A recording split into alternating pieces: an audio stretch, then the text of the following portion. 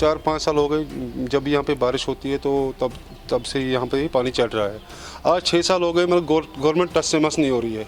जो यहाँ की एडमिनिस्ट्रेशन है वो मतलब पता नहीं क्या कर रहे हैं। ड्रेनेज सिस्टम है आगे मगर वो फेल है।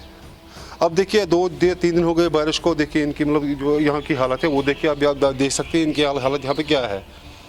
इनका मकान भी, मेरा भाई यहाँ पे रहता है, इनका मकान भी अंदर से पूरा डैमेज हो चुका है।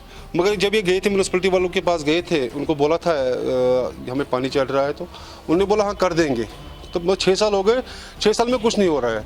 और ऊपर से गवर्नमेंट कर रही है दावा जो हम स्मार्ट सिटी बना रहे हैं। मुझे नहीं लग रहा है कि ये स्मार्ट सिटी बन रही है।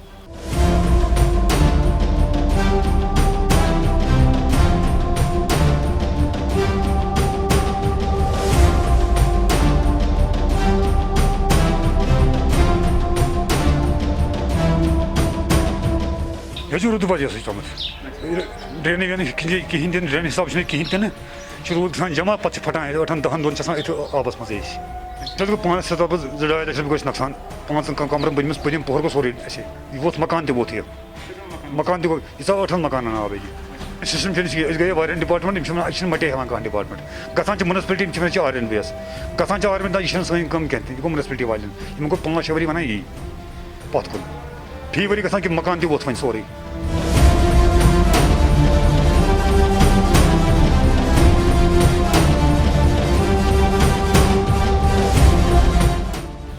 ड्रेनिंग सिस्टम तूत असल योर श्रीनगरस मज आंगन मज आब हेकान नबर नीरित कहें तुम वो आब कूता बूट कूता बोट लगित तम पे बना पकुन कहें यूता आब आंगन मज कोचन हज कथी वारिया ज्यादा अंदर अचान कमरा मज आब हद से भी ज़्यादा। अब हम चाहते हैं एडमिनिस्ट्रेटर यहाँ पर आए, मौके पे आए, देखे इनको, मतलब इनके साथ हमें क्या करना है, इनका नुकसान है वो कौन देगा। अब चलिए इतनी बड़ी नहीं कि ये मकान गिराएंगे फिर नहीं कहाँ से बनाएंगे ये।